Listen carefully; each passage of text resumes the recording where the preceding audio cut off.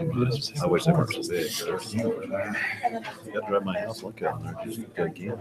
Oh, he's already got them. I asked Brad Williams, I said, how big do these get? They're about 8 feet tall. They're about 40 feet tall. I know they always tell you. Some of them don't actually have wiring. You're classy.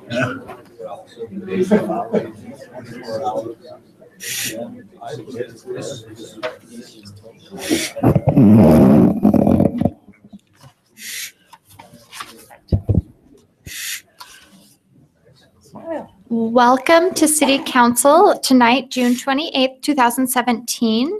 We would like to first off excuse Councilman Rowley and Councilman Isom. They're not able to be here tonight. And we will begin with an invocation by Pastor Stackpole from First Baptist Church, and then we'll have the Pledge of Allegiance led by Councilman Cousins. Thank you. Good afternoon, ladies and gentlemen. Thank you for inviting me to be here today. I appreciate that. So what say we pray? Gracious God, thank you so much for ordaining government, and especially the smaller governments, as we come together as a community and make some decisions. And we always seek your perspective on everything so that the best can be decided. So we thank you for loving us and knowing us. And I pray this in Jesus' name. Amen. Amen. Thank you. Thank you.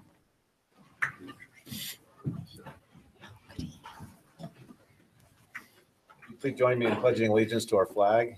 I pledge allegiance to the flag of the United States of America and to the republic for which it stands, one nation, under God, indivisible, with liberty and justice for all.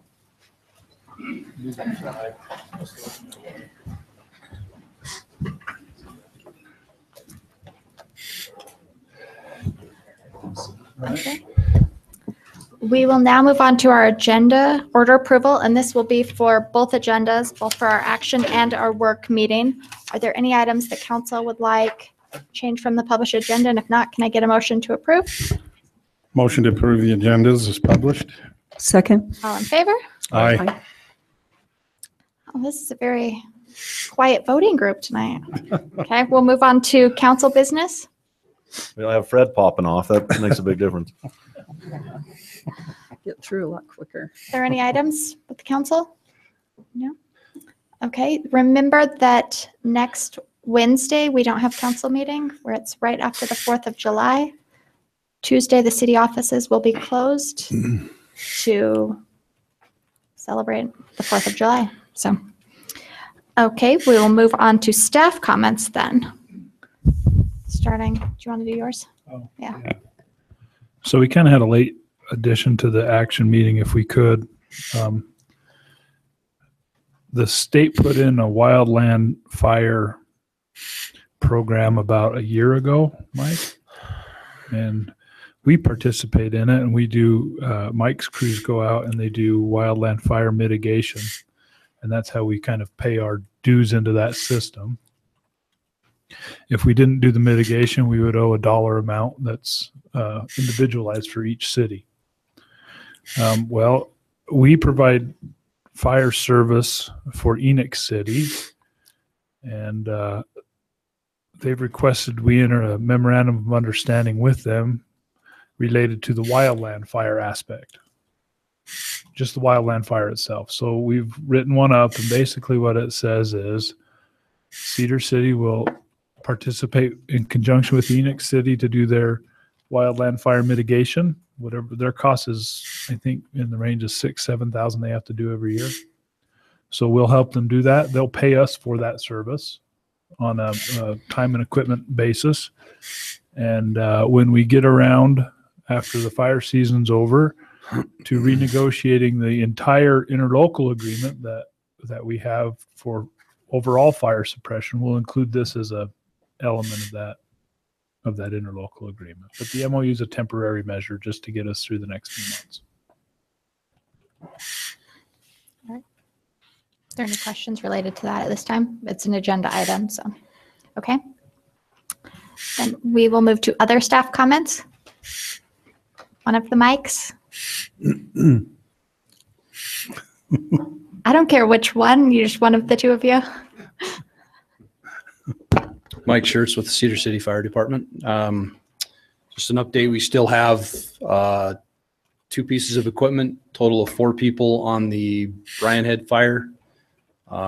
Working that, they're primarily around the town of Bryan Head on that safer side, Mayor. They're doing good there. I think I mentioned last week the New Mexico crew was home. They're still home. We don't have anything out beyond Utah at this point. Any other questions or can't think of anything else? What part of the fire up here are you working on? We're in the Whiskey and Tango division, which is around the town of Bryan Head, kind of on this Iron County side of it. How's it looking at Bryan Head? Are they getting it out pretty good there? Chief's been there more often than I have with the planning meetings. Mike Phillips Fire Department, we were talking about who was going to talk about it. He said I would, and he just passed it back to me. So, and if you look on your map, those divisions, the Whiskey Tango and that I provided you, that's the stuff that has the black line around it. That's the controlled line on the fire. And that's where our crews are at. I forgot to state my name, Mike Phillips Fire Department, before the mayor gets me. I just remembered. You beat her. That's a record. Yeah. Anyway, so we've been working up in there in the planning meetings. They're looking at opening up 148 through Cedar Breaks, hopefully tonight, depending on what the fire did today in the town, and getting those residents back in there for the 4th of July. So that's kind of we've been shooting for that goal to get them back. We didn't want to let the community back in and then re-evacuate them. There was a section of the fire that there was concern that if the wind shifted, it could come back and hit the back door of Bryan Head, and we'll have to re-evacuate them. So it's just easier to keep them out. It's all black. They can go out in the middle of that and shoot them. I don't think anyone will care. Can't hurt anything now. Hold on, don't worry. Just don't do it. Do you want to remind people of firework locations? Okay, so if you want to, we were going to get into that. I didn't know if we were going to talk about that later. So just a reminder of the locations for the fireworks. We have the south parking lot at Cedar High School, the parking lot at the Constitutional softball fields, Canyon View Middle School, and then we've been using Iron Springs Elementary. So those are kind of the locations where we've been shooting off fireworks. We would recommend you save them for New Year's Eve. Don't just buy them then and shoot them in the snow. That's when I personally shoot my fireworks. My kids shoot them. I don't like to spend money on them because it just seems awful to light $100 bill on fire and make it into smoke, but that's a different story. Thank you. Thank you. All right. Are there any other staff comments? No. Okay, then we will move on to our public agenda with our public comments, and we'll start with Chris McCormick. Come. Look at that. Do you want to? Okay, we're going to present our monthly Sparkle Award. And if Bruce Anderson and family can come up. Do you remember what the nomination form even said? Do you remember what the nomination form said? How you doing? Good. And they were nominated for their assistance and efforts and everything they did on the Highway 56 cleanup project. That was kind of the kickoff one. Remember, each month they'll do the award. There are forms to be nominated online. And so thank you so much for all of your efforts. Thank you. So here is your award. Thank you. And you get to do a picture. Yeah, so you can take it out of the bag. Turn it around.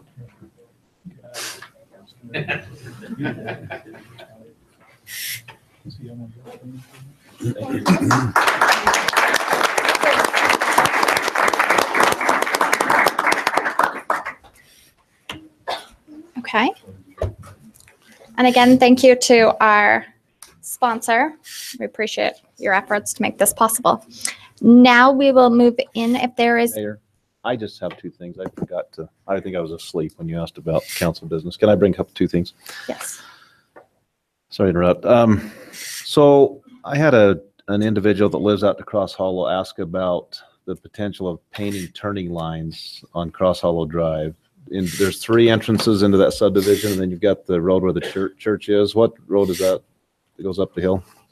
Cody. Cody, that's it. not Cody. But wondering about turning lanes on that road. He's worried about cars, sitting in the middle and cars are coming at you and going past you, and just wondering about a turning lane there. Just wondering what we could do there if somebody look into that.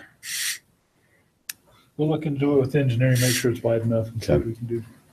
And then I wanted to bring up, Dallin Staley contacted me. Staley West they formed another little entity, and they're going to be taking over the operation of the ice rink this year.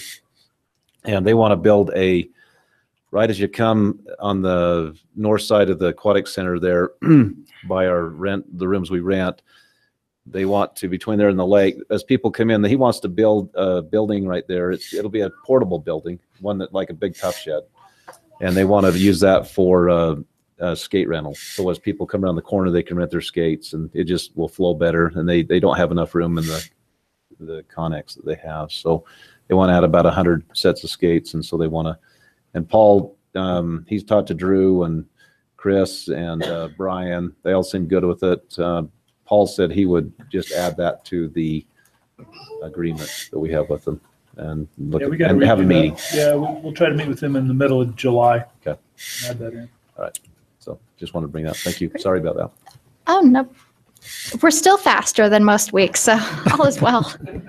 And is somebody following up on the streetlights? Um, Senator Vickers? Yes, I forwarded that to Ryan. Hunter's hiding. Yeah, they'll follow up on it. An orange Okay. shirt, Hunter, we can see you, man. Yes, I forwarded that on. They're going to Okay. follow up with it. Thanks. Okay, if there is anyone that would like to address the council about an item that's not on the agenda, come up, just state your name. Kevin Davis. I just wondered, is the city still gonna have their fireworks at the airport where they'll have that big fire up there?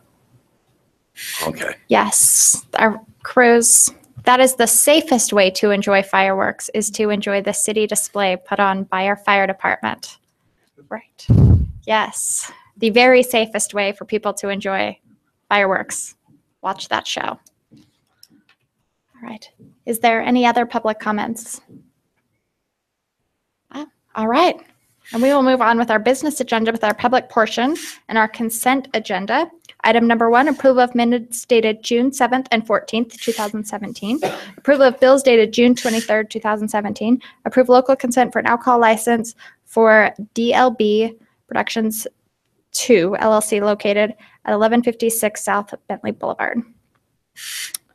Motion to approve? One thing I just want to mention in the bills, there were 2 items that deal with, one was payment to the Housing Authority and one was to PTM. Both came out of the exec discretion. They deal with the reimbursements for that intergenerational poverty. We pay it and then they'll reimburse us for those costs. It was the grant that we got with the state to do the Iron County Intergenerational Poverty Plan. So just know that that's what those 2 expenses were. Okay, so now back to, Terry made the motion to approve this. Second. All in favor?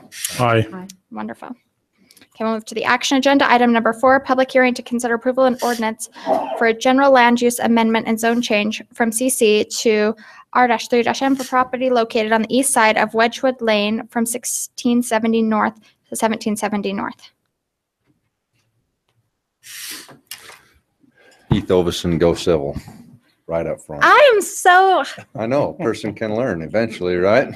With enough so training. impressed. I wasn't here during work meeting when you discussed this, but this particular piece of property here is meant to have townhouses put on it. And currently it's zoned 2 different zones, so trying to clean that up. All right. Does the council have any questions? Okay, then where this is a public hearing, we will open our public hearing if there is anyone that would like to address the council on this item. Just make sure you state your name. My name's Joe Hunt, and I own 388 West Mountain View. And I bought it, 15 years ago. My intention was that area would be family dwelling housing. And now we're looking at doing townhouses. If it's townhouses that we're going to look at, I might not have a problem with that, but anything outside of that, I would be, especially with the traffic. That's a high traffic area right there already with the college people going in and out of that place. You get complaints with the police department, I'm sure, all the time with people speeding up and down that street. That'd be Mountain View. So that street right there is not going to accommodate the kind of traffic that you're going to want if you're going to put it into changing the zone. So I'm against the zone change. Because as long as we leave the zoning the way it is right now, townhouses is what it's going to be. That's good enough. Sorry, you're on Mountain View? Yep. And I'm unaware where that's at. This is for Wedgwood Lane. Actually, I think he's on the next agenda item, number 5. Oh, I'm on the wrong one? Yes. Yeah. Oh, Yeah, man. so if we were looking confused. All right, you can come back in a minute. Just to be clear, this is Wedgwood Lane up here, and this would be the end of Wedgwood Lane that is not currently built with street. This would be Department of Motor Vehicle Services and stuff right in here. The car wash over here in Main Street up here. So Fiddler's Canyon is just above this. Yeah, I think. All right. Is there anyone that would like to address the council on this item, the public hearing? Good evening, Tom Jett. See, I can learn just like Heath. It just takes me a little longer. It's just, I noticed that Kit Wareham is not here this evening. And last week, Kit Wareham made reference, and maybe I'm a little bit confused, but he had said just to keep the council recalling, Kit had made reference to this was designed to continue the road through, or maybe it was continue a road through here someplace. Wedgwood Lane is a master plan road that would keep going to the south. So does this modification? No, you can see on Heath's map up there, Wedgwood is programmed to go along the frontage of that Does property. that say Wedgwood there? Yes. Yeah. Okay. That is Wedgwood Lane. And You just have to say your name again. All right. Okay. I would just reminding council that with Kit being absent from this meeting, that there was that discussion, and I didn't want it to fall. I've noticed sometimes things will fall through the cracks, and then it takes quite an effort to clean it back up. So thank you. Thank you. Heath Ovison, Go Civil. Now the frontage here of Wedgwood Lane is already dedicated, and we're not modifying or make any difference to that. The entire property that we're changing is fronted by Wedgwood Lane, and it is already dedicated, so there won't be any impact to that whatsoever with this zone change or project. Right. Is there anyone else that would like to address the council? Okay, seeing no one, we will close the public hearing. And, Move to approve. Second. all right, we'll do a roll call vote. We'll start with Councilman Adams. Aye. Aye. Aye. Thank you. Okay. Item number 5, public hearing to consider approval of an ordinance for general land use amendment and zone change from R-2-2 to R-3-M for 10 acres of property located south of IFA Country Store on South Main Street, 1000 South 450 West. Ron Larson with Live It Land, and this, as we discussed last week, this 10 acres is located just south of IFA right here. It's bordered by existing R2, and this is currently zoned R2 and master plan medium density, I believe, or yeah, general plan medium density, and we're asking to change it to high density and R3M. One of the things that happened since last week, we met with Kit, and we agreed that he suggested that we provide a main entrance on this road, which is already dedicated, it's already there. And so basically we would make this our main entrance coming from the light at Wells Fargo. We would come up this road across and into the property. And we agreed. So basically we would pave that all the way down. Our storm drain would go down that way. Sewer and water would tie in on this end. I believe there's sewer and water right here. We would tie that in. And actually would be our first phase, would just start right there so that we could do all that with the first phase. Because we already own this piece next to it, this other 10 acres. So Ron, does that storm drain tie into the 300 West storm drain that we? Yeah. What Kit said is that they had designed the storm drain to take water from this area. And so the storm drain needed to just be brought up here and pick up this water. So it's already designed for it. So we would run the pipe down that road, which is already dedicated. And we would do, I think it's 26 feet of asphalt road all the way down and tie that in. So that is something that happened since last week. All right, does the council have any additional questions? Any other questions? Okay, then we will open the public hearing. This is the right one. Open the public hearing on this item. I apologize. But you get to state your name again. Joe Hunt. Thanks. Yeah, that's my problem with it, is that it's adjoining all of the housing tract that's to the south.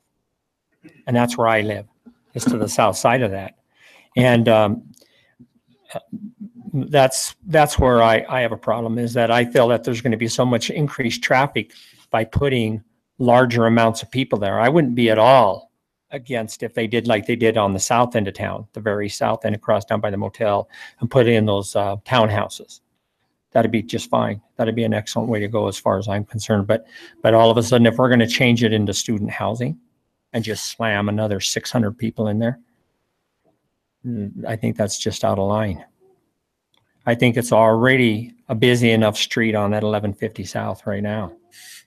By the time you add it in, and I'm also against it because at one time the Levitt Group, if I'm not mistaken, owned the homes on Pinecone. Have you guys made a trip up 1150, turned on Pinecone?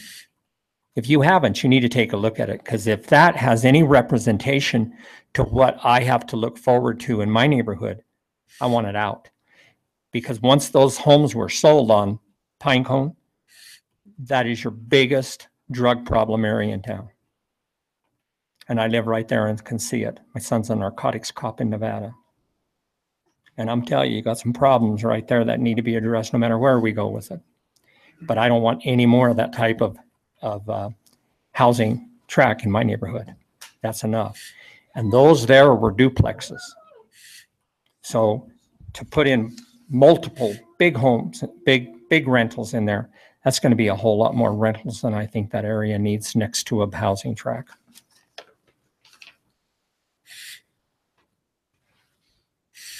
Brent Drew with Levitt Land. I just wanted to make a correction. We never owned the homes on Pinecone, and that was in our development. So I just wanted that to be represented fairly here in this meeting.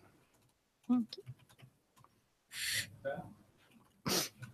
We did not own Pinecone. No. Scott Johnson, work at Rainbow Sign and Banner, and I'm currently running for city council. Levitt Land bought this property knowing it was an R2. Asking them to change that when the surrounding neighbors have also bought their land surrounding it, that knowing that it was in R2, to change it for them is potentially going to bring down property value. There's already problems in the area with water drainage, and adding high density housing is not going to help that by any means. From what it seems is the Levitt Group has not offered to help the neighbors' fears at all. The biggest fear, it seems, is traffic. Having talked to the local residents, traffic is the main issue. There's not been any help offered on here are some ideas other than we'll change the main entrance. Regardless of where you change the entrance to, people are going to come in where they want to come in. So, thank you.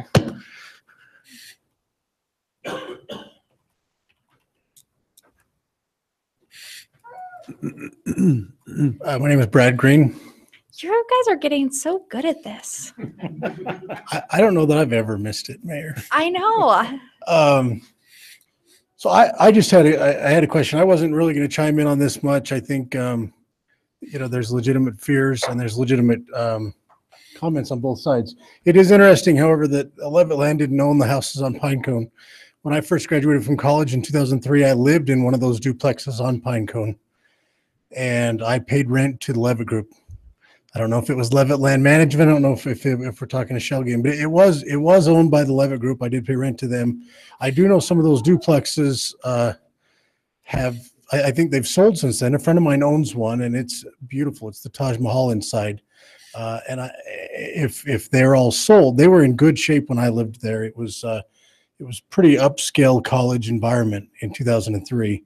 If they've gone bad since the Levitt Group sold them, I'm not sure the Levitt Group gets any blame for that so much as the current property owners. Interestingly, for this 10-acre plot of land, because of the soil type, it's going to be extremely expensive to build anything other than large structures because they have to build those huge supports into the ground. It makes logistical sense to build larger structures. That doesn't mean it necessarily has to be built that way. If that was my neighborhood, I would love having 10 acres of free backyard that's undevelopable because of bad soil. I'm not sure that that's really forward thinking. I trust the council's judgment on that one. I am curious about if Love Group has a response about how the nature of those duplexes have been. It's important to me that the truth be told. Thank you.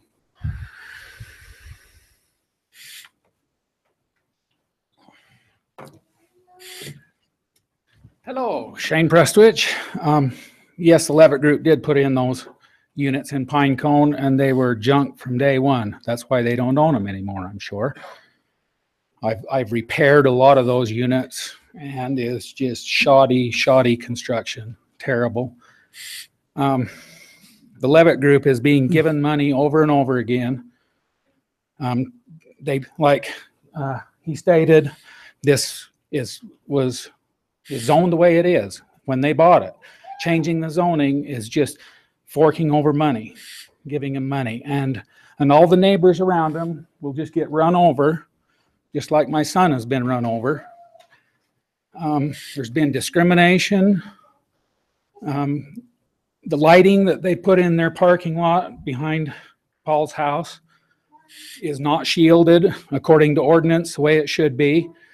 And when he calls the Levitt Group, they say, oh, well, we can't do anything about that because of this or that or the other. So he's got light shining in his bedroom window. And the house that his spouse and him wanted to live in until the day they died, now they want to sell and get rid of and move out of this town because of the way they're treated. And if we keep treating our townspeople this way, just running them over so we can give the Levitts more money, we can just change the name of the town to Levittville. But it's discrimination. They were just tearing down Dustin's fence without permission. And when it's brought up, I mean, when his spouse called the police, oh, there's nothing they can do about it. This is a civil matter. But on Memorial Day holiday, we have the police and we have Tom Pugh and all the people right there on Monday on the holiday, telling him that they can tear down his fence, and it's just discrimination. And we need to watch out for our townspeople, the neighbors. That's what this town is all of us neighbors. It isn't Levittville.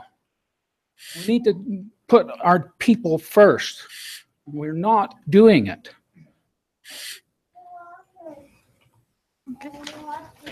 And this needs to stay just the way it is, even though, and it's like the storm drain. all us taxpayers pay for a storm drain so that developers can come along and just hook on for free or a minimal cost. The costs need to be borne by the developers.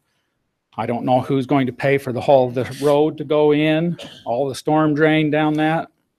Is that all going to be put in? And what exactly is planned? Are you planning duplexes, or are they going to be huge buildings, or is this just an open door to do whatever you want? And some of those questions need to be addressed before this is changed. A lot of towns like Aspen and Park City and these towns, what makes them these towns is they keep their central core intact. They take care of their people. Development isn't just for the sake of development that it seems like this town is going toward. We just are, we'll be another Provo. And I read your newsletter every month and say what a wonderful town this is. Why are we trying to change it if it's so wonderful? Anyway, that's my thoughts.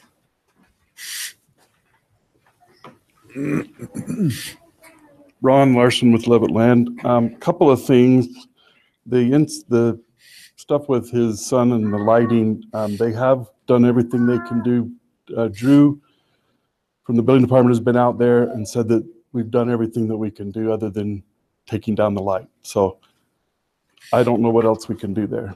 And I personally haven't been there at night to see it, but I know I talked to Drew here probably about 2 or 3 weeks ago, and he said that he had been out there and he didn't see any problem with it. So as far as these improvements we're talking about will all be paid for by the development.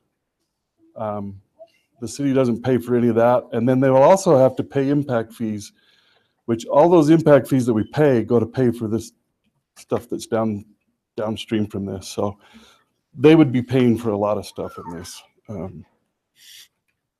don't know if there's anything else. Anyway, thank you.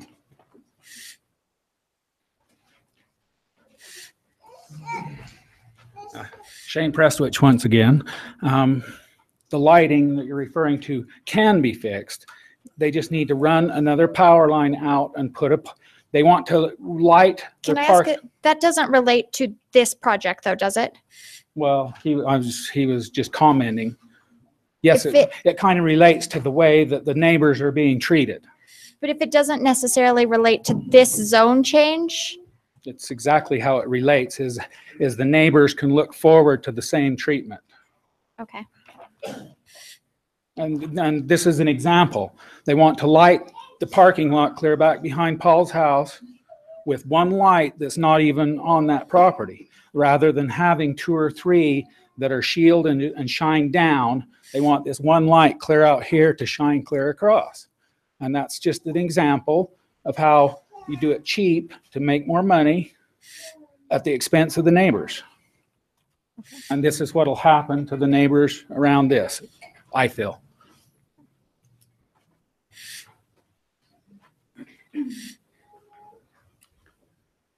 Rachel Robinson. It's been pointed out several times in the past meetings and again this evening that there's poor soil there. And because of that, the city doesn't want city roads in there. But to reiterate what's already been said, they knew that when they purchased the land. They knew the soil conditions when they purchased the land. They knew what it was designated as when they purchased it. Inaction can be the best action sometimes. Leaving this how it is protects the interests of those of us in the neighborhood. Traffic is one of our biggest concerns.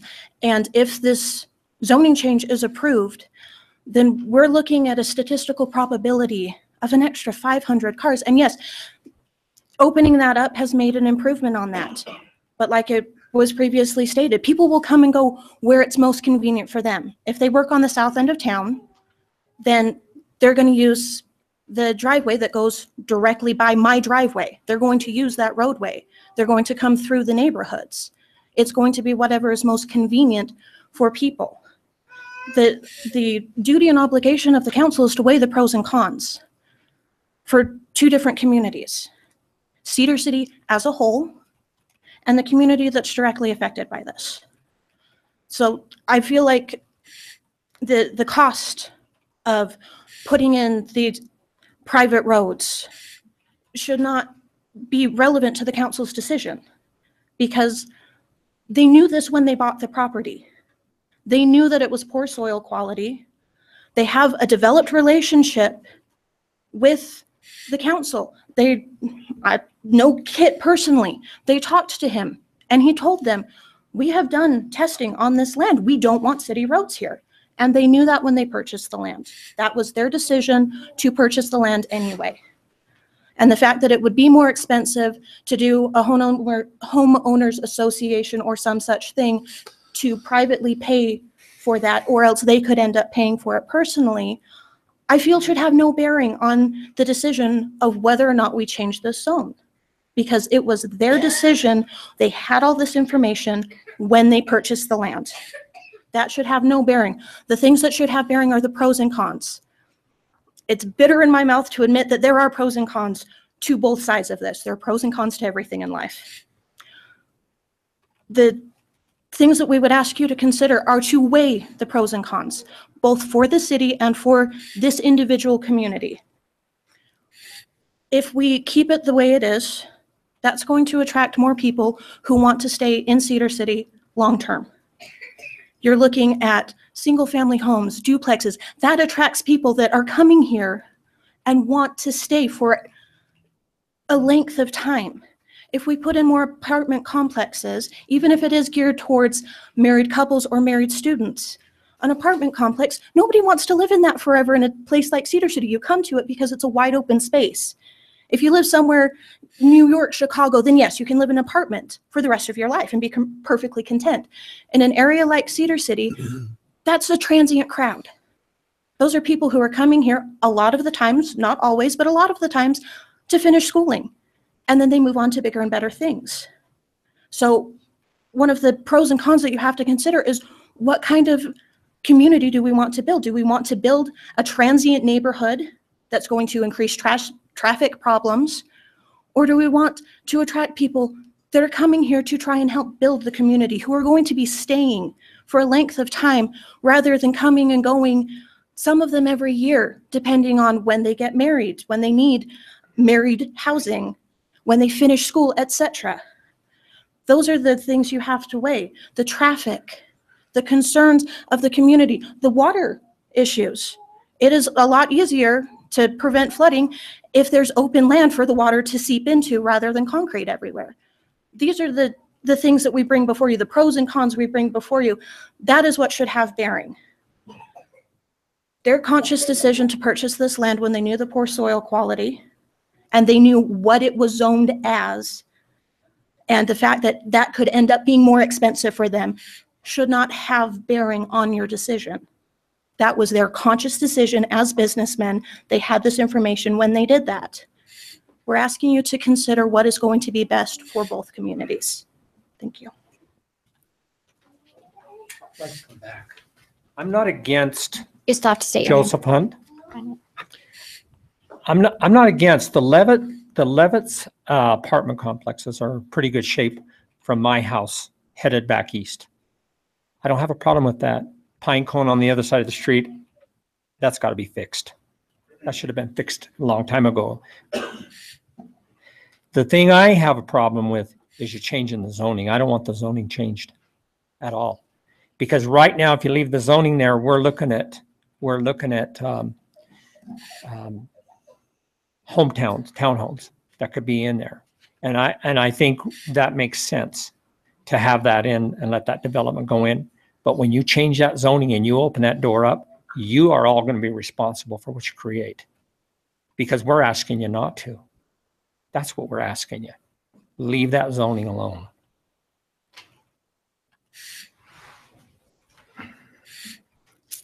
Doug Hall. I love that everyone looks at me when they state their name. Like they're so proud of themselves. I don't have an interest in this one way or the other, since I don't live by there. but there have been compelling arguments on both sides.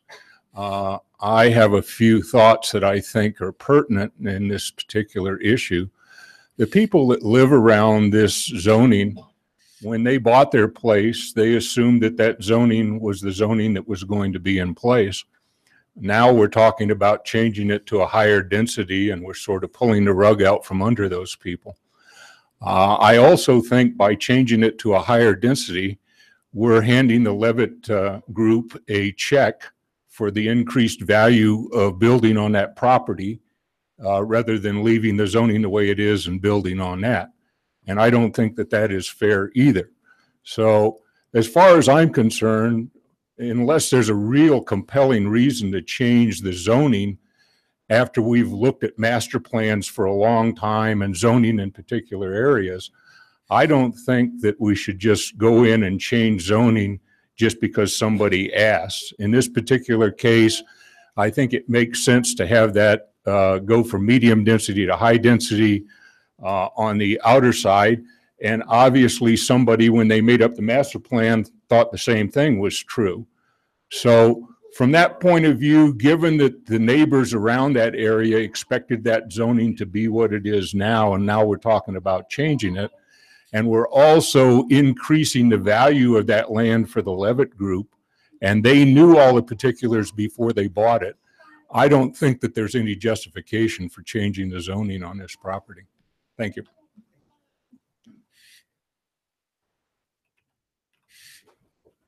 Melissa Golding. I have followed this because it's my neighborhood since the zoning meeting.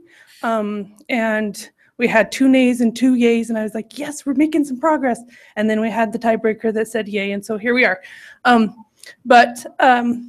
I agree with just about everything that's been said, and I appreciate that everybody has shown up to this meeting because it's just been 6 of us trying to fight this battle for a while. The R2 is, once again, that's how they bought the land. They knew it was crappy soil. They knew what they were going to have to do, and I don't think that we should give them the R3 and high density. Kit in the zoning meeting explained to me that medium density is 146. If I understood it correctly, 146 units, and then changing it to high density makes it 246 units. You put 2 cars to that 246 units, that's over 500, or around 500 cars that'll be coming and going. I do appreciate that they've decided to maybe make this road. I'm not sure how that's going to work out because from what I understand through all these meetings before this one, that was somebody else's property, and it was going to be Spruce, which is the next street over, that they were going to try to connect into, and not the light at Wells Fargo, but something must have changed there in the last meeting. But I just don't want the R zone changed from R2 to the 3. I live on that street. I've walked down that main road right there that's Mountain View. Mountain View. And for it's crazy busy all the time anyway with Retro Fitness, the new donut shop, 6 in the morning, try to get out of that street is crazy. People are going to choose which way they come and go. And like I said, that is a little bit nicer that they might actually come in that main area right there, but you're still going to have some that aren't going to.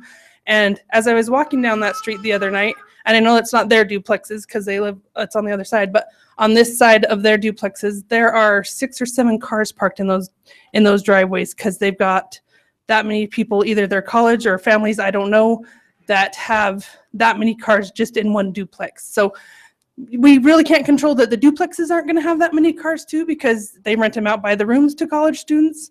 So if you got 2 kids per college student and each kid has a car and it's a 3-bedroom place, you're still going to have 6 kids and possibly 6 cars. So either way you look at it, there's still going to be a lot of traffic, and I just don't want the zoning changed. They bought it, they knew what they were buying, and they're trying to push this over. I know my neighbor above me has lived in the area for a long time, and Dixie Levitt had this other area that is already R3 rezoned quite a while back. They said they had a meeting about that and they got that rezoned, and it used to be, I don't know if it was R2 before they rezoned it. So I would just like this 10 acres to stay as R2.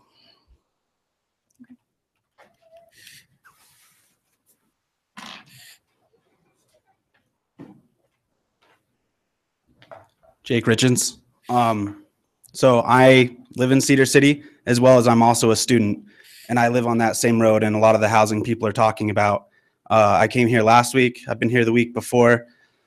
I understand that people feel that students are not a part of this community in a way, shape, or form, but SUU very much is. SUU has a major crisis with their housing. And one of the few people that are actually willing to help that crisis has been Levitt Land. And I understand there's an issue with traffic. There's many different concerns, but it seems to me like they've tried to meet with those concerns, switching the road, different things. So there's several things I'd like to address. Last week it was talked about how people go 60 miles an hour on that road. I don't think that's correct. It's pretty hard to go that fast. I understand definitely when students are there, it is busier, but a lot of the people on those roads and in some of these duplexes are not college students. Many of the people are college student age maybe, but just actually live and work in Cedar City, or are people who grew up in Cedar City and need a place to live, and have moved out of their homes and are progressing in life, as well as people coming to Cedar City from SUU. I mean, and this is my personal story, has made me want to stay and be here in Cedar City. So you do have that aspect. Yes, some may leave after their college and some may stay and help this community grow, be innovators and leaders in different ways. And I just think it's important to note that SUU is part of this community. The students, I know there's a lot of disgruntled issues with the students, but I mean, I live on that street.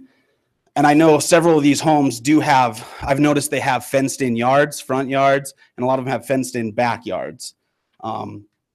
So there's that issue. It's not like it's just open, and there are designated yards, and there's a barrier in between that. That being said, I do understand the complex issues, and I do not envy any of you up here for that reason. But I just would like to state also, I grew up in the Park City area, and to say that there's a reason that it's a town, it's the same problems there, the same problems here. People that grew up there don't like the fact of the development, and it's a history-long problem. Everyone gets mad when they have purchased their property and then things start to grow and develop, and I can understand that.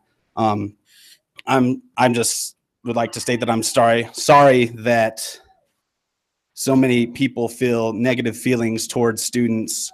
Because I love Cedar City. I love this community, but we're more than just students. We contribute to this civic engagement. We help with all that stuff, as well as, I mean, I hope to, after graduation, stay here and live here. So I feel very much a part of this community as well. And that may not be for everyone. That's just me. But there is a large group of people that also feel that way about Cedar. Thank you very much.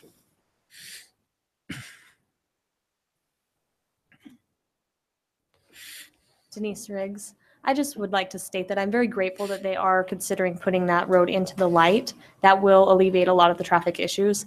I am worried though about just the neighborhood we have at the moment. It's a very family friendly area, and to change it to high density housing there, I'm just afraid that it might change the camaraderie we have in the neighborhood as it is by just changing the demographic that is going to be moving in there. If it were to be zoned as it still is, I think we'd be able to extend that a little bit longer with our families. And I have young children, so the traffic is still a concern. Like I said, very grateful for that other road being considered to be put in, but still, just for raising a young family in that area and knowing the zoning when we bought the home, I would be very grateful if it were to stay as it is zoned. Thank you.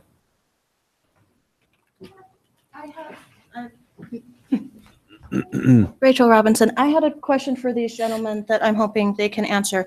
The apartment complex, because I've seen the Levitt trucks out there, the apartment complex that's on 200 North, that's almost directly across from Rocky Mountain Furniture, is that correct, that is you? That new one, and it has the murals with the sunset and everything? Yes. Is that yours? Okay. That's one more concern that I wanted to bring up, because that is an apartment complex. And if this area does get the zone change, those are at least 3, if not 4 stories high, 3 stories high. That even when you put up a 6-foot high fence, you still have people that just casually looking out their window, suddenly they're seeing into your yard, they're seeing into your kitchen, etc. And there goes the level of privacy. If we keep this zoned the way it is, then I've never seen a 3-story duplex.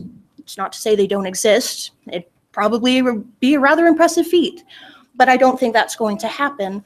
So that's another thing I would like the council to consider is the privacy of the people that are living here. Because if we, that seems like with the soil concerns and everything else, that would be a logical decision to put up a structure like that, but that does directly affect the privacy of the homeowners in that area, even if you do put up the retaining wall that would have to be put up to preserve the property. So it's one more concern that I would like weighed as you make this decision is this does affect our privacy as well. You've heard all of the other plethora of concerns, the traffic, the water, etc. But that is one that, especially with my home, which is wrong way. There we go. Sorry. Right here. And that's my driveway right there. That literally puts people looking into my backyard, looking into my kitchen window, etc. And even with the fence, if it's a 3-story high building, you can either not look out your own window or keep it zoned the way it is. And then we maintain that level of privacy, that level of community that we have worked so hard to achieve. So that's just one last thing that I wanted to bring before you to put up for consideration. Thank you. Thank you. Okay. Are there any additional comments? Yes. My name is Verl Prestwich, and I have questions. Can you put the other one up? Or am I to do that? No, Here we we're go. gonna. Thank you. So is that still 10 acres? Whole thing. So it's. Oh, yeah, It's going to be. 20 and you're going to have to state your name. Right, but the because zone. earlier one showed 10 acres. Right, but this is a Will separate. you state your piece- name, Brent? Oh, sorry, Brent Drew with Levitt Land. Thank you. This is a separate parcel that we just purchased, but it's zoned R3. This is the parcel here that we're asking for the rezone on. So can you just stay here?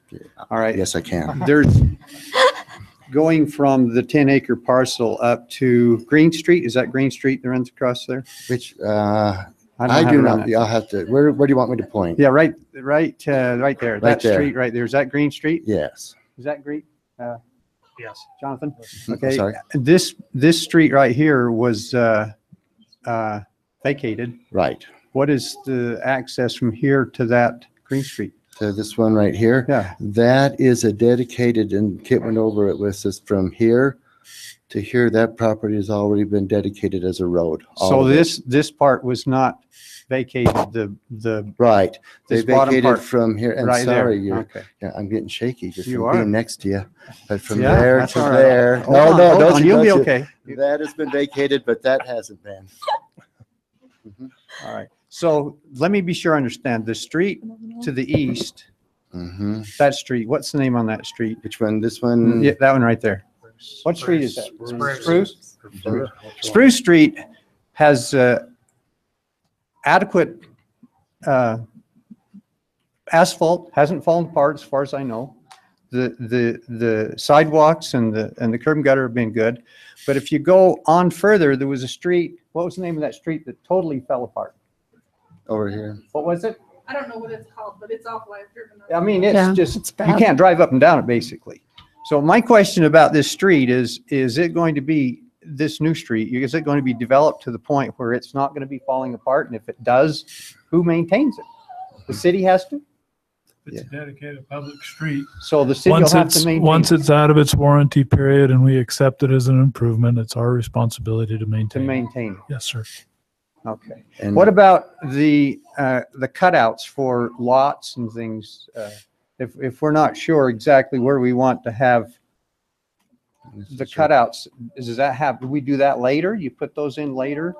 On the vacant property, Yeah, on the vacant property. So if you're going to do both sides of the street and put the curb and gutter and sidewalks in at this time, is that what's going to happen? Is it just going to be the asphalt and the? Not just the asphalt. It's just going to be the asphalt and the storm drain? Yes. Okay, here's another issue. If you go over and look where where the truck's been pulling in and out of the property near the Sportsman Warehouse, where the water was able to get through because of a crack, be through the asphalt. They actually made an asphalt or else a cement curb. The curb's all falling apart. It just takes a crack. And so if you put that street in with just asphalt, you're going to have cracks and you're going to have the asphalt falling apart all alongside. And in a matter of time. Drive up there and take a look at along the north part of the Sportsman and see what's happened to that, just where there was a crack. So you got an issue here. If you're trying to develop that street just partially, it's going to be falling apart.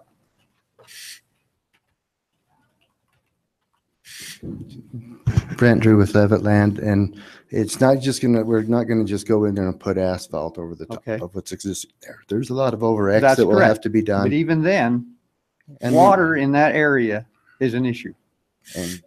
And we know that. And good point. And we're aware of that. That's even the issue with this property that we have right here too, is water and taking care of it properly. So this will be put in. If it doesn't meet city specs, they're not going to accept it. It'll have to be done correctly. So there won't be any curb or gutter or sidewalks. 22 feet wide until this property is developed, and then those that develop that will put their improvements in. Okay. And maybe just one last thing from us, and then we'll sit down, because I feel terrible. I swore I would not have the debater come out in me, and I keep getting this through. But you know, the argument that we knew what it was like when we bought it actually goes for her property here and her property here too, where they are built and have a driveway along a road. When they bought it, those roads were in. And so would you say that traffic can't go down them, and you know, we don't want our, I understand the emotion that goes along with it, but it is that same argument. I bought a home where a road goes by it and I don't want traffic on it. Now we've heard that, and we sit back and say, listen, the city came to us and we talked about all these things, and do we know everybody by first name? We know a lot of people in town by first name. That's not the issue here. Very rarely do we always agree on everything, but we heard this, and I said, our intent was, well, we'd start develop here. The development now will be moved to here. We'll put in this road. Most of these people will develop a pattern of going out this way once they're in here. Even if they live in the south end of town, it still doesn't make sense to go back around, come down, and then come and try to wait at this intersection without a light. The light's going to mean a lot to people on when getting in and getting out. Will all of them do it? No. Some of these poor people may decide to go in here and visit a friend that they've met since they moved into the neighborhood and use that route. Other people may decide to go and take their car over this dirt road that's out there and do things. There's all sorts of these things, but the traffic patterns and this massive, you know, people evading everything that's going on, every project that I've been involved with since we started here, we hear that. We hear how the parking shop is going to destroy this one neighborhood, and then 5 people in that neighborhood were going to run against the current city council and get them voted out of office. The parking shop has turned out to be a wonderful little property there, and it hasn't hurt the neighborhood. It's actually, I think, brought up the values of what's around it, and it's been maintained, and it's one of our more popular rentals. This, again, is for married students. This, and I sure appreciate the young man talking, because he said, I think it comes back to the argument of what the students are like. Currently, we rent to probably about, well, a large number of students. The majority of the renters are really good people.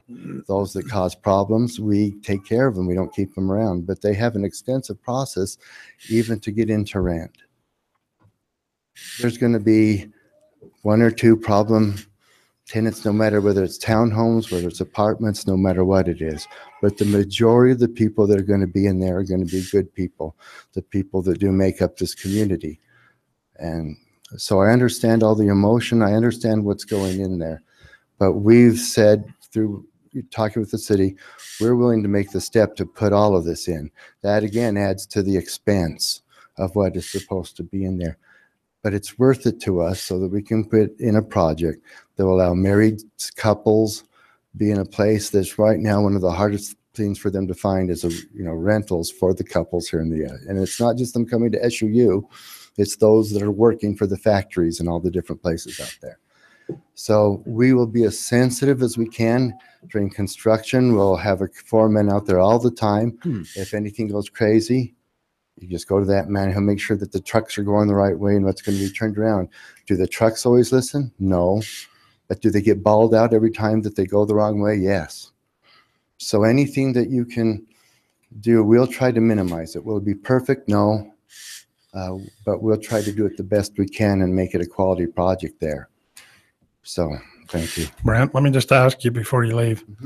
I want to just toss something out. You have the other 10 acres adjacent to it already, which is already zoned R3. So if you thought about starting your project on that piece? Well, the hardest part, I'm just curious. Part of it could, see there, but with that road in there, it'll have to be right in this area right here where we start it, just because where the road is and how the extra infrastructure. Yeah, and I'm just bringing that up. Maybe I think the neighborhood's aware that that's already R3 for the high density housing. So I wondered, what their thoughts are on that. That's already there, and that's gonna. I mean, I think that dumps a lot of traffic back the other way, especially if you don't do the new road. And if you were to develop it first. Well, if we develop this here first without doing that, then you still come out onto this road right here. That's what I mean. And there's other talk we brought up that the city doesn't need these roads, but without Kit here, it's pretty hard to talk about it. But we may not even. I mean, we know that we need 2 axes, and this was just early today when we started talking about that. But there could even be a possibility of closing those 2 roads. But right now, we're saying we're willing to do this to start in this area. It's going to take, and we don't say, when we say time, it's going to take years before we reach there. But once we do too, everything here has to have a 6-foot masonry fence, 6 foot on their side. And that's to city standard and city code. And that'll be done on all of these that are along here too. So anyway, I appreciate the opportunity. I hate to beat this up, but what about the possibility of You have the to 10 state your name. Joseph Hunt. What about the possibility of the 10 acres that are already was going to be looking at townhouses? And then we got this other section that is the R3. The R3, why do we have to do that R3 throughout that whole thing? That's what I can't figure out. We're asking you, because from there on up on Mountain View, on that 10 acres, because I'm that last house at 100, I guess it is. Because I'm on 388 West Mountain View. So anything above me starts into the complex, into the apartments that are there now. And that's where that land is R3. But anything back to the west of there would be that 10 acres. That is the R2. Yeah. I mean, at this point, I can't see why you have to change the zoning to accommodate that R3. Leave it at R2 and let them decide what they want to build in there. Because by leaving it R2, you stop that. You stop exactly what we're wanting you to stop, and that is the big apartment complexes and the higher increased traffic. You're still going to have that traffic, and it's going to dump out on both streets. But I'll tell you right now, you got a lot of traffic, just like the lady said earlier, on that on Mountain View, because every one of those apartment complexes that are duplex, every one of those ones have. I got the football team next to me, right next door. The new ones, all the freshmen. And I'll tell you what, they take more than their share of parking. But it's a city street. So I don't really complain that they park on mine. But my problem is that you've already got it. You're just going to increase it. You're just going to make it worse for all of us. And I would like to, again, say, just leave it alone.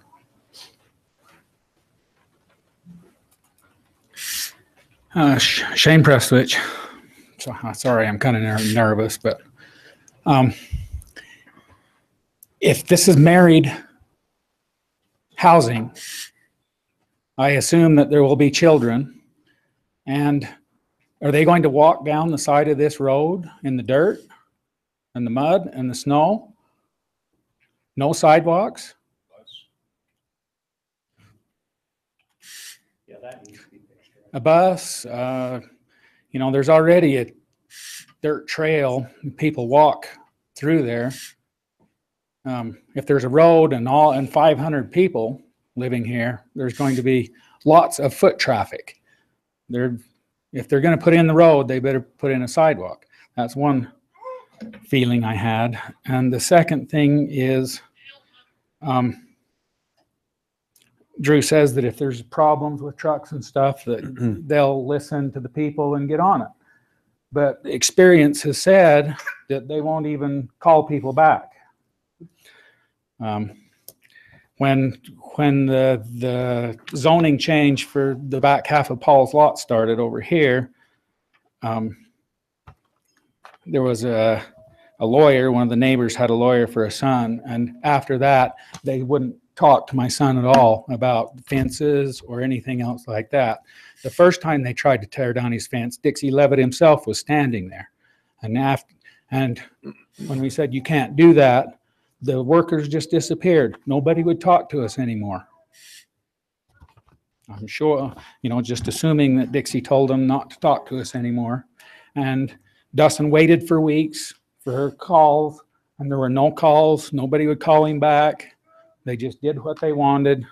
And he said there's going to be a cinder block fence, 6-foot fence as per city ordinance. Well, Dustin got a wooden fence that's already broken. And so I don't have faith that it will go the way that they assure the citizens are going to be taken care of. And I'm a terrible speaker, and I'm sorry, but I get nervous. But anyway, a sidewalk is necessary for the safety of anybody, because there's going to be foot traffic. People walking down to Dairy Queen, Smith's, pushing grocery carts, all kinds of stuff. And that needs to be addressed. Thank you.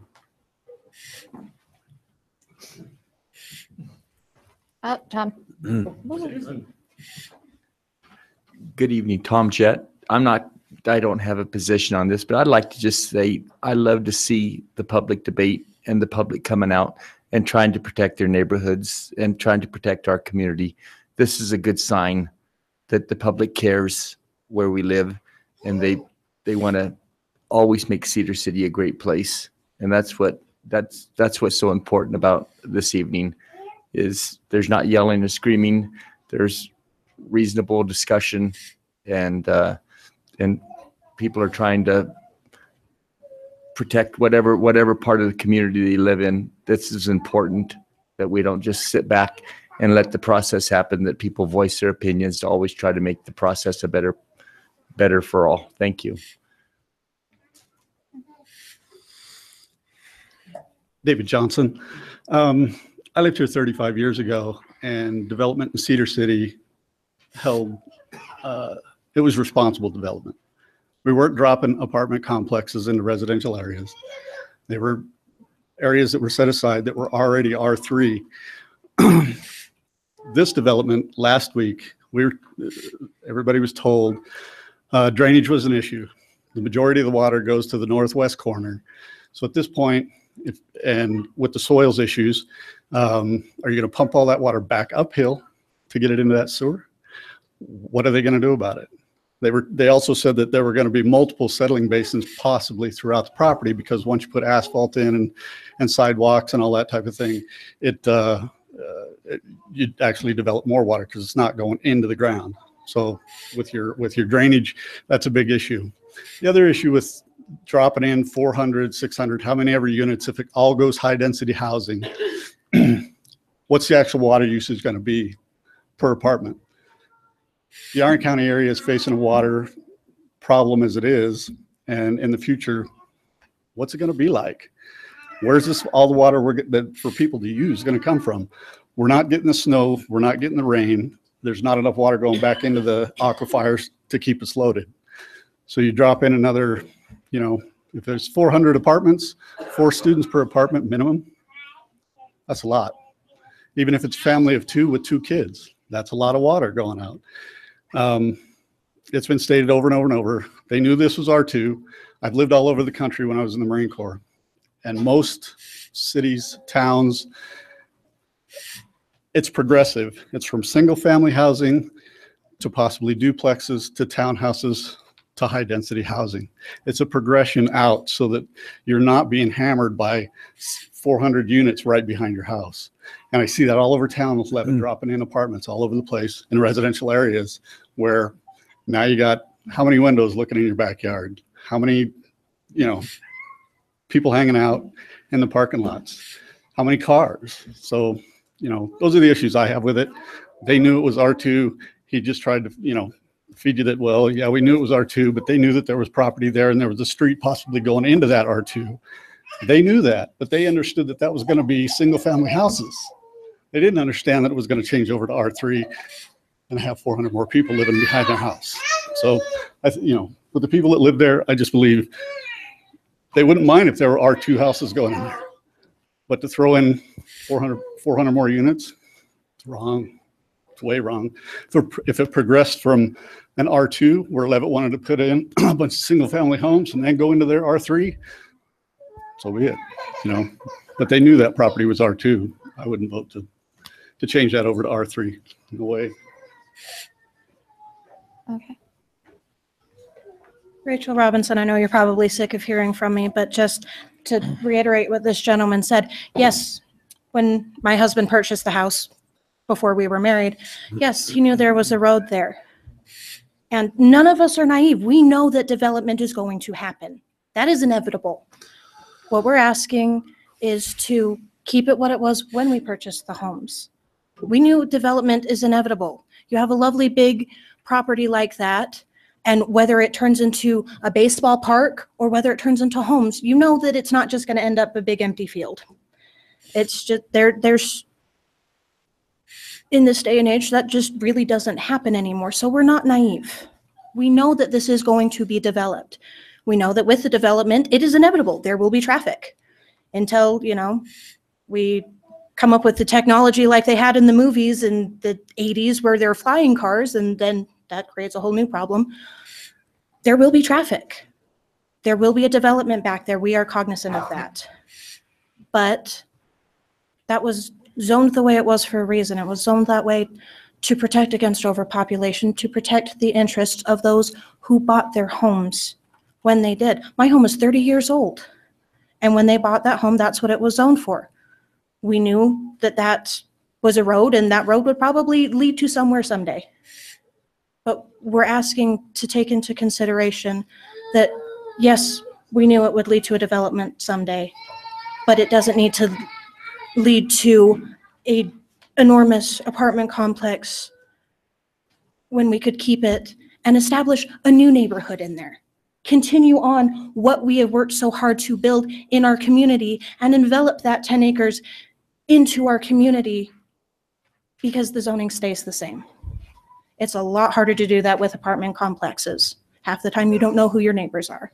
It's a lot easier to do that if it's kept as a neighborhood and protects the community that we have worked so hard to build. We will ask that if you are going to make a public comment, if it's something, if there's new information, just so it's not kind of repeating the same things that we've heard, just to be kind of respectful of everyone's time that is here this evening. Lavona Montgomery. I actually just wanted to ask a question to clarify. I live on Fur, which is absolutely a drag strip, and I want to know how many entrances to this proposed apartment complex there's going to be, because if we're just talking 3, then that does directly impact me. So I'm just curious if they're going to put entrances on the other side as well, or just those main 3 entrances total.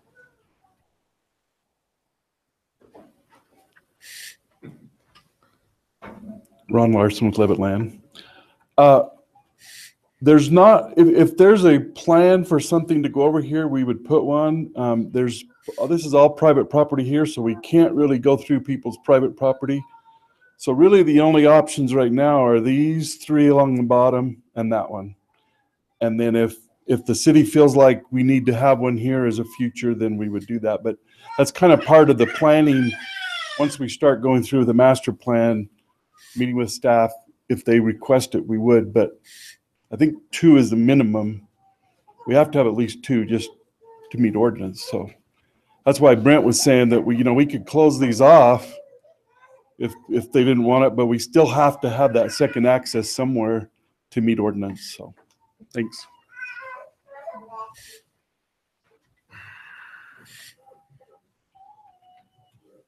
Earl Prestwich, new question. Okay.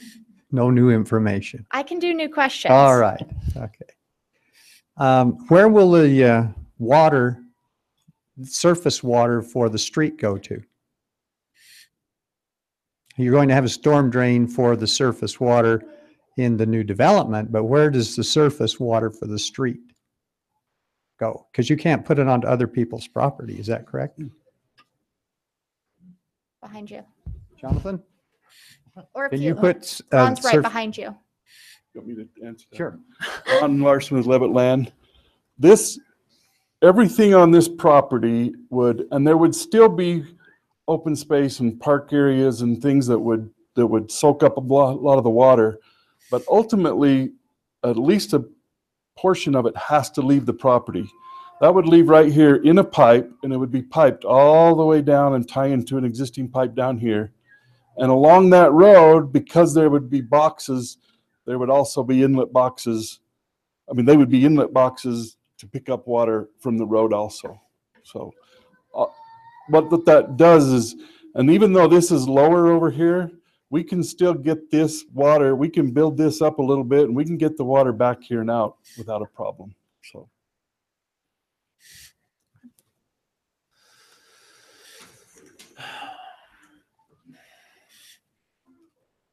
Earl Prestwich. Okay, so the boxes will be on the sides of the road, and they will be taking in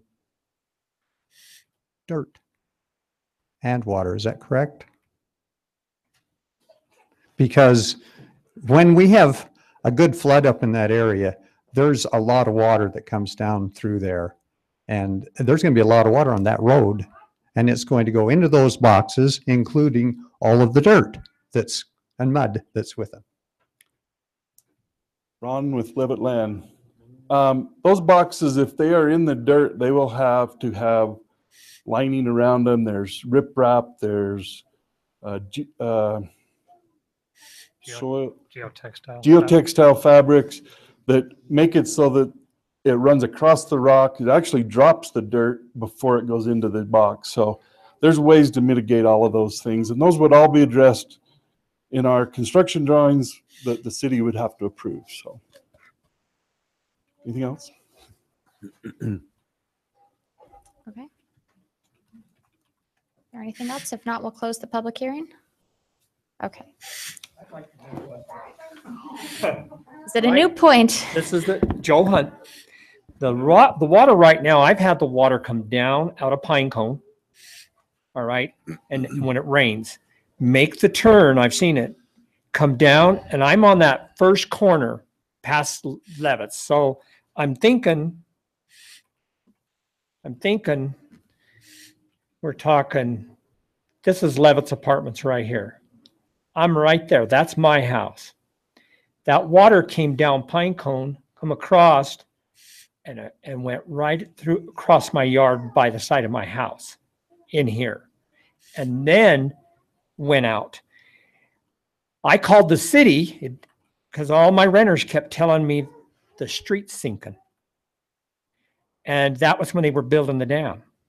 And I got a hold of Kip, and I had a fight with the city on that street right there because the water comes down so heavy that my curb and gutter sunk. I saved the valve because you guys have a bad habit of adding salt onto everything.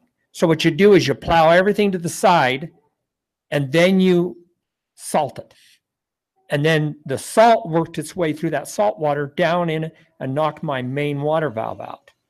I got a hold of Kip and the city manager, and I talked with them. And the only honest person I could find out of the whole bunch here was the mayor at that time that owned La Quinta.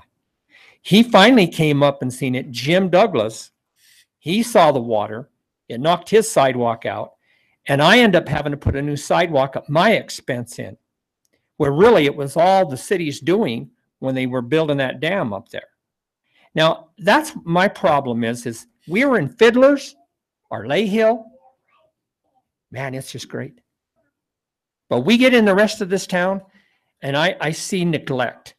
It's like you're putting all your attentions to Fiddlers and Lay Hill and every place else. But when you come to these rest of the housing tract, and this housing tract's not old. It's not like the middle of town. And you definitely got some water problems here that you're going to deal with. And I'm telling you, I live there. So you're going to deal with the water problems. And it has been better since the dam was put in. I'll give you that. But during that time period, you just crapped all over everybody living on that street. Let me ask you a question. How does it different? You probably knew it was bad soils up there and you bought a property there. How is that our fault that you bought a property with bad soils? You're going to have sidewalks settling. You're going to have curb and gutter settle. I don't know that that's our fault as a city. I was never told when I bought that house that land had that. So don't go and say that I knew. I have a problem with you attacking our city and calling everybody dishonest. I'm just saying you bought that property just like the Levitts bought their property knowing that was bad soils. When the mayor came up, he was able to take a look at what happened. And when he came up, he come in and said, oh yeah, we need to deal with that because I was going to sue you. I know, it's no big deal. But you know what? You still ran that water down the street the whole summer, and I had written depositions from every one of my neighbors, and I had written depositions from my tenants on what you'd done. They finally came in, and the mayor finally come in and said, yeah, your main line blew, and it caused more problems during that same time period. And the mayor walked up, and he walked down the street, and he saw it. He said, we'll fix it now. You tell me why. I had one man said he'd fix it. The rest of you didn't want to. My son owns a property at Trailside, and there's water line, there's drain problems. That whole area is a problem with soils. There's no question. We're going to add it on with a whole bunch of big houses in there. Exactly what I'm bringing before you. This one's going to come back to you. I'm done. So we've had our public hearing. We will. Have a nice day. Vote for what you got to do. Okay. We will close the public hearing now. And Mayor, I'd like to, there's been enough new information come up in this meeting tonight that with drainage issues, with sidewalks that aren't planned for a road that's going in, with potential street closing on those side streets. I'd like to table this issue until our city engineer gets back that can answer some of these questions and issues that I have.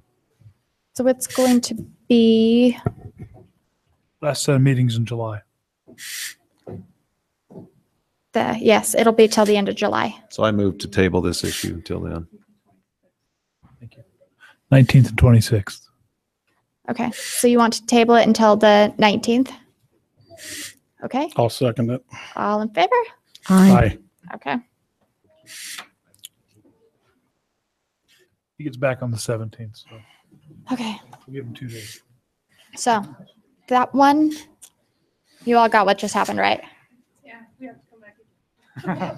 This is but we're glad that you're here. So, and that will just make it so this additional information we can have, and by then we hope the rest of the council will be back as well. The next item, yes, Paul made the motion, Ron seconded it, and then, okay. We will, on the next one, I'll ask that after our public hearing on that one, we table it. This is when we're talking about our transportation plan. This is where we want to have our field trip and go look at these roads. So the item number 6, a public hearing to consider an ordinance for a general transportation plan amendment for property west of Cross Hollows Road. And this one, Tim's not here. I don't know if you're there's anything new you would like to add? No? Okay, then we will open our public hearing for this item. If there is anyone that would like to address the council? Okay, we will close the public hearing. With that, can we, if the council is in agreement, can I get a motion to table this? Sure. Motion to table this item. Second. All in favor? Aye. Okay, thank you. Okay, item number 7, consider approval to extend a contract with Department of Child and Family Services for the use of Festival Hall.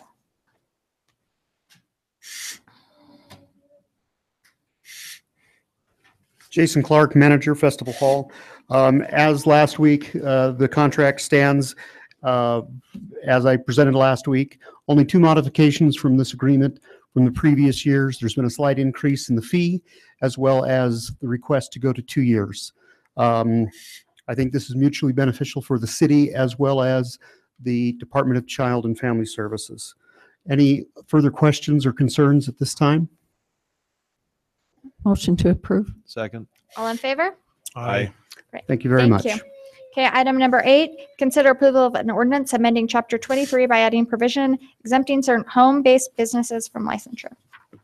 So state law has recently changed, which exempts home-based businesses from needing a business license as long as their off-site impact is very minimal. So I've just added some definitions defining what a home-based business is and what off-site impact is. There's also an exception where if the business is owned by an individual who's under 18 and they operate occasionally, they don't need a license as well. So this is just updating our ordinance to reflect state law. Move to approve. Second. All right, we'll do a roll call vote. We'll start with Councilman Hartley. Aye. Aye. Aye. Item number 9, consider a resolution amending the consolidated fee schedule. This is just updating our schedule, kind of coinciding with the budget. Nothing's changed since we spoke last week. Motion to approve. Second. We'll start with Councilman Adams. Aye. Aye. Aye. Okay. Item number 10, consider approval of the certified tax rate. This is like Jason's big show. My time to shine. Just again, the rate is 0.002777, and we just need to approve it. Move to approve. Second. All in favor? Aye. All right. Item number 11, consider approval of the memorandum of understanding with Enoch City regarding wildland fire mitigation. This is the item that we discussed the very beginning of the meeting. Did you send a copy out to us? Because I didn't ever see one. No. I don't believe we did. But is that the cost, the 6,000 or 7,000 or something that you said that they pay, or what? The cost is going to vary from year to year. The state assesses the cost based on a number of factors. So the agreement is Enoch will pay whatever costs we incur to reach their mitigation level. They might even do some of the mitigation work themselves. So just coordinate with Chief Phillips to make sure we don't go over or we don't go under. They want to hit that mark. That would be the basic premise in the MOU is if we'll go do the mitigation work, they'll pay the cost so that they don't have a bill at the end of the day for a cash payment to the state. They'd rather do it in mitigation. At the end of the day, it kind of benefits all of us to do the mitigation work so we don't have the fires. And then, like Paul said, once we get to the point of renegotiating our entire agreement, then we'll have these factored into the big main agreement. Motion to approve. Second. All in favor? Aye. Aye. Can I get a motion to adjourn this meeting and move into our work meeting? Move to adjourn this meeting and move into our work meeting. Second. All in favor? Aye. Great, thank you.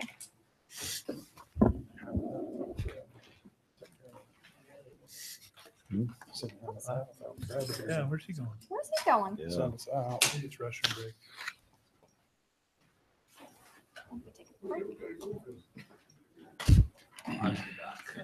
I'm very sorry I didn't email a copy of that out to you.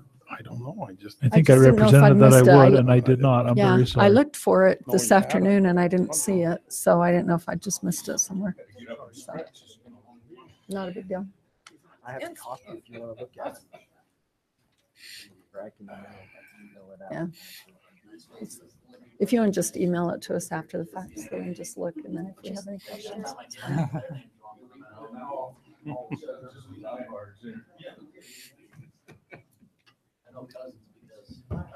Oh, I got a question to ask you.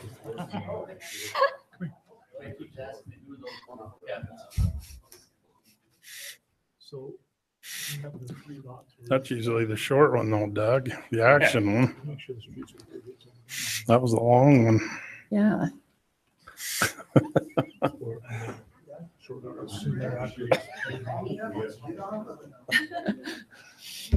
Run on has to switch. She has to get all the recording.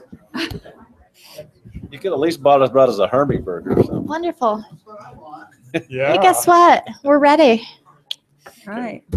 So we will call our work meeting for so long. tonight, June 28th, to order. We will begin with our business agenda and our public portion. Item number 1, consider a zone change from residential agriculture RA to high-density residential R-3-M on property located at 100 North Amy Avenue.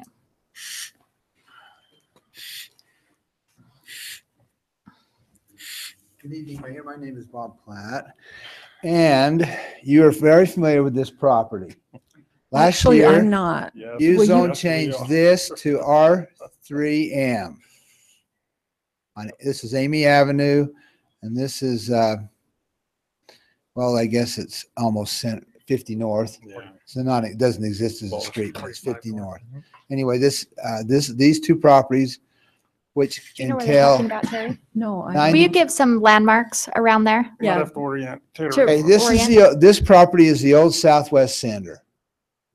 It's still an office building. It still sits there. It's a block.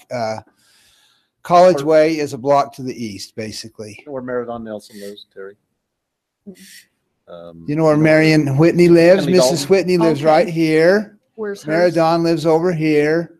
Okay, I know College where Way is. Whitney You gotta love Cedar City. Where Mr. Bubbles is. There you go. You know, Mr. Bubbles. Yeah. Mr. Bubbles is at 200 North and College Way. Okay? We're at 50 North and Amy Avenue, so we're about a block west of College Way. Okay. All right. Now I know. Where the lemon sheds are. Everywhere the Of old course, dynamite storage everybody was. knows. Right below that. Way back. Finally, I'm sorry, Mayor. I should. Oh, whatever. I love it. I absolutely love it. Now do we know where we are? Yes. The Yeah, we existing were south. orienting. I knew where we were. We were orienting. Yeah, these Terry. guys knew. It was just me. It's all good. Dynamite storage. Okay, so the south. I read the kid. Terry's a dog in town. This Yeah, is I didn't grow up I'm going on to the tell the west whole side. story and be brief. They want to, this project, something's going to happen here, and they want to build 24 units, and they need an acre. This is 0.92 acre. They're going to, eventually, after we do the zone change, they're going to do a lot line adjustment right here and get 0.08 of an acre, so that this is an acre, so they can do their 24 units. But this property is zoned RA. It has not been used RA for probably when I was a kid, maybe, but it's been, Yeah, it's since been, the the office has been there for 30 or 40 years. Anyway, it's RA. It's master planned R3M. So this zone change request for this parcel is in accordance with the general plan. That's what it's all about. Okay. Are there questions? No? Okay. Then we'll put this on our agenda for next time. Thank you. Thank you very much. I'll be in July 12th. Okay. Yes, our next meeting is July 12th. Very good. Thank you. Okay, we'll move to our staff portion. See you, Bob. No, I'm just teasing. Move to our staff portion with item number 2, consider bids for transportation truck for the street department. Jeff Hunter, Cedar City Street Division. Hopefully in your packet. Sorry, I was late getting that in. I was still waiting for bids for some of the items, but I don't know if you've had a chance to digest what I'd put in there. Street Department is requesting, as we went through our budget process, a new transport truck. And I done a lot of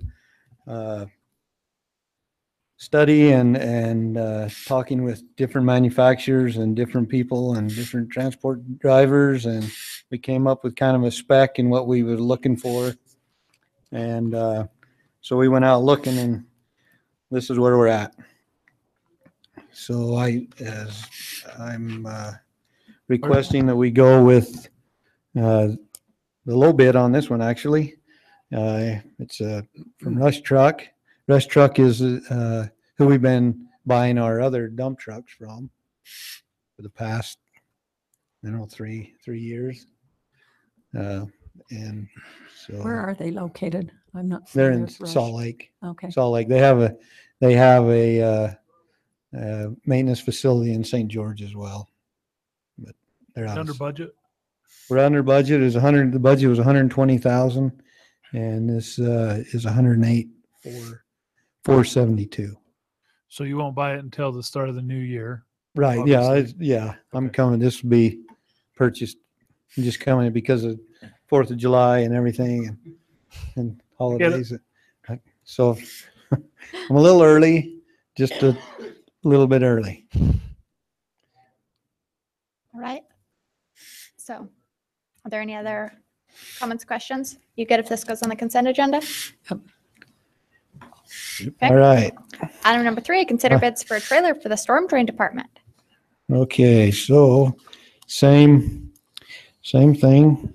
We went out, looked at a lot of trailers, spent a lot of time researching, and we actually, the one we found was from Wheeler Machinery. It was in Salt Lake. They brought it down a couple months ago so we could see it. And after looking at all the other trailers, they still came in quite a bit lower at the 65,800. Our budget was 67,600. So we're just under. Yeah, good job. Budget. So. All right. Are there any other questions? No, we still good if this goes on the consent? All right. Okay. Item number 4, consider annual tree trimming bids. Okay, as we when we went out to advertise for our blanket contracts earlier, as you know, we had no one bid on the tree trimming. So we advertised it again, and we got one bid, and it's from the professional tree trimmers that we've been using for the last, 6 years or 7 years probably. Anyway, so they came back with a bid. They actually had given us a bid, but it was too late. They didn't meet the time. So they had a bid in there, but they were just late the first time. So anyway, we put it back out to bid, no one else. So just requesting that we accept their bid and move forward. All right. You good if this goes on the consent? You have any questions now? Huh. Nicely done, Hunter. Jeez, those guys have wore you guys out. Hey, I've got a question, Jeff. Yeah, I was like, man, I'm gonna do that. Can you do that every time? Can I ask him a question while he's up here? Yeah. So the streets look really good you're doing. They look as good as I've ever seen them. Thank you. When you go up to a concrete dip and you have to, I don't know, I haven't watched how you apply that, but when you have to stop the oil a little short, can you get a hand sprayer and touch those up right on the edge? Yeah, we can. Is that something we can do? We usually come back and Okay. touch those up and just coat those up to the edge of the concrete. Okay. yeah. And just for your information on Cove Drive, where it will be striped as soon as we get some of the others finished flushing, because they charge us mold fees to keep coming to stripe. So we're just trying to compile them, but I know that's an issue on that one to hurry and get it painted. But if you can give us a couple more weeks. And we're going to paint dip big letters. Yeah, it'll be dip big letters. So I talked to my wife about this, and she said, "Well, Paul, if people are obeying the speed limit, they don't have a problem with the dip." But That's very true. But I don't. You get coming down that hill, and it's easy to get going a little faster than you should. Are you so, admitting that you break the law? all the time? Put out the minutes if you like. So, but yeah, I'm always in a hurry, so I do that sometimes. It's one of my weaknesses. But no, but if you get going a little too fast, I can see where somebody that was unaware hits that. You could just sit there every day if you'd like. And yeah, you can set up a lawn chair and get some You can entertainment. sit on a lawn chair, and it happens every day, all day. But anyway, I think that's something we need to just. I don't know. I think Yeah, the cones and stuff have really helped. And when visitors are here, that might be something. I don't know if we want that to be there, but Well, I think we're probably on that one. We probably are going to need to paint some angle white stripes right before it as well. There's going to have to be something real obvious. Then also, if I can take a second on your question, and I know Kit they'll get involved in the turn lanes. Yeah, I'll need to know soon if we're going to do turning lanes. When are you going to be striping? Well, I'd like to say in the next 2 weeks. So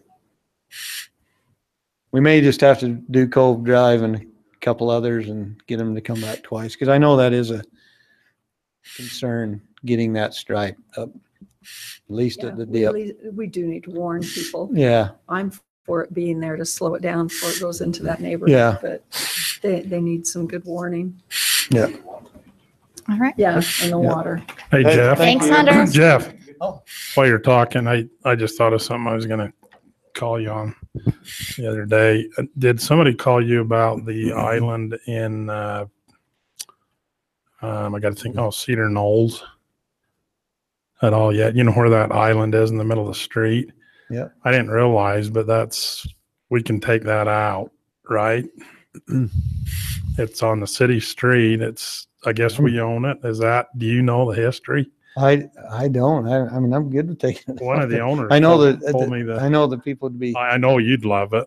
And Yeah. he asked me about it, and I said, yeah, it's on the city street. We're not maintaining it. There's no utilities in it or anything. Somebody used to hand water it from their house. So there's no. Probably need some research. Is that part of theirs? I was just going to mention that. We to can look you. back at the subdivision plats and kind of figure out, see about piece that together one. what it is. I don't know myself. Yeah. Probably have one of these meetings like we had tonight. You'll have. Probably It's going to forgot be a about it. 50-50, I'm sure. But you might, do you know where Ray Hall lives? Doug, I know where Doug lives. Well, Doug lives. Ray lives a couple of houses up right there from the island. Oh. And he was the one that brought it up to me. We can we'll, look into we'll it. do whatever Look into those it and work see. orders come, and we do the work. I know. I was all over it because I know how you like islands in the middle of the street for snow removal. They are beautiful, but they're a pain. So I told him we can get her done. We'll look into it. Thanks, Hunter. Thanks, Jeff. All right. See All you. right, item number 4, consider proposals for consultant services for the Wichita South Lake Hydro Protection Project with Jonathan. Okay, this project is to protect the Wichita South pipeline. It's a 16-inch line that runs And that one. from on the west side of Wichita Lake. We've got the 2 wells there, and then it runs back to what we call the Spilsbury Springs. And then it feeds water all the way up to the Eagle Ridge. This is the Eagle Ridge subdivision, and then it goes up into the south tank. The line was originally put in the about 1960, and it's been identified as a potential, having potential problems with corrosion, rust, and possible leakage. And so we're looking at doing a project to install what we call cathodic protection, which will slow down that process of corrosion and then and thereby extending the life of the pipeline. And so we went out for proposals to do engineering services on this project, and we received 3 proposals. And let me go back to this. Is that a ductile iron pipe? It's a steel. What size is it? 16 inch. So are you actually replacing all the pipe then, or are you just doing something that's, No, we're not replacing it. We actually put in what they're called are anodes. As I said, it's like an electrolysis type Yeah. process, isn't it? So what Doug said, they're sacrificial anodes. So Yeah. So they put these pieces of metal near the pipeline that actually corrode rather than the pipeline itself. And those anodes they're designed to last about 25 years before they actually corrode out. And so in 25 years, they have to be replaced. But it's better to replace those than replacing the pipeline. I just wanted to make sure it didn't include any kind of divers going through the pipe or something, No. coating it with water in it. No more underwater divers. Okay, all right, just checking. Kid's gonna ride his skateboard with his snorkel gear on. Yep. High enough for skateboarding. Are there any Quick additional questions for application. Jonathan? Oh, good if this goes on consent. Who is Oh, yeah, there we go. The Infinity Corrosion Group. So basically, this contract's just for the engineering.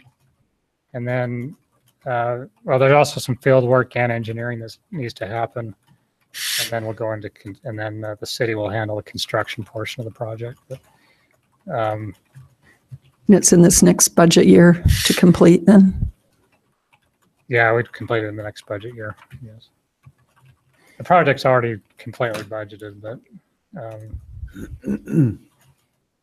when we scored the proposals, this Infinity Corrosion Group, they're out of Park City, but they were actually a little bit higher than what the other group, but they received a higher score. They just had a better proposal.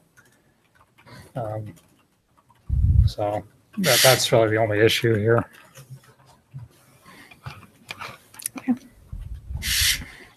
Any additional questions, comments? Let me get if this goes on consent. Yes.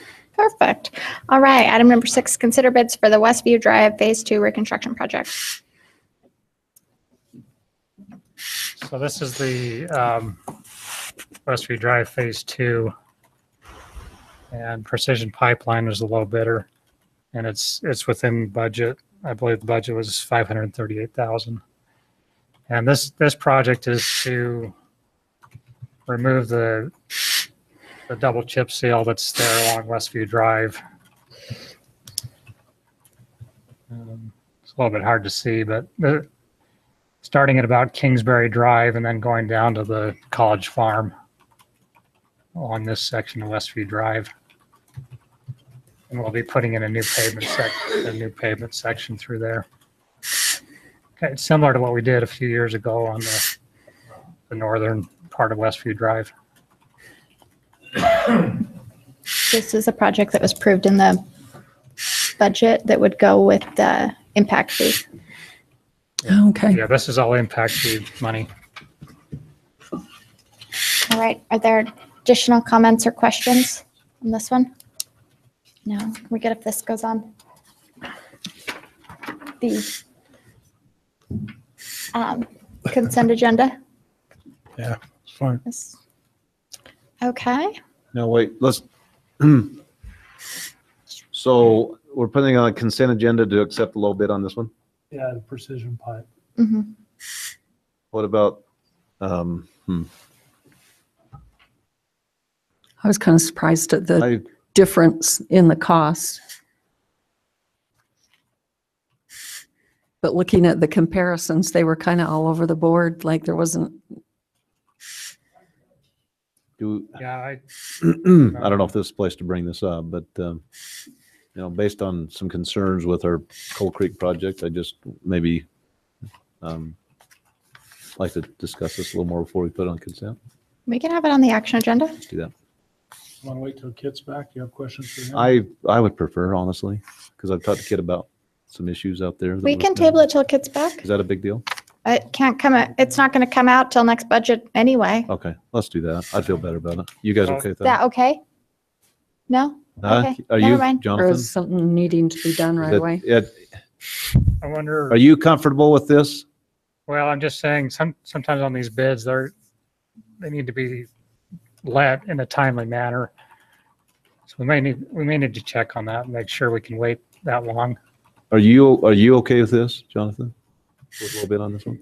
Well, I'm also aware of those problems with Coal Creek Road, so I think the discussion needs to be had, but What if we I think put we need it, to check the. can we put it on the action agenda and that way by next week we'll know, or our next meeting, we would know when the bids would, if we can hold the bids that long. Yeah, if we can hold them. So we'll put it on action. Do you have communication abilities with I Kit, can with email? communicate with Kit. Could you communicate with Kit via email or something and just ask him about it? Just say I have some concerns based on our discussion and.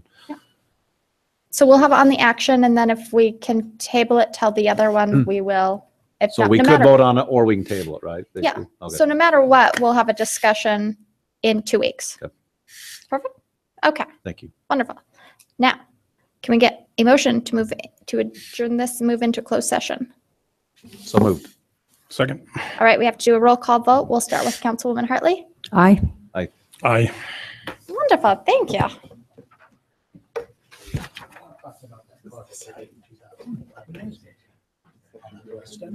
Oh, the second half of the meeting went by way faster than the first one. Who's that? What's that?